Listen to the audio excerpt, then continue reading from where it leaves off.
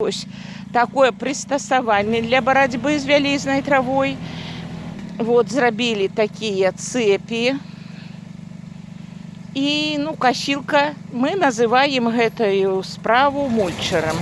Зрабілі вот такие тут бордюрчики, чтоб не попадало, далёка не вельмі ляцела.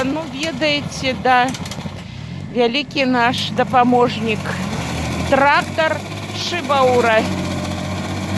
Мы яго купілі 4 гады таму назад. Як хутар набылі, тады набылі і гэты трактор. Бо без трактора тут немагчыма.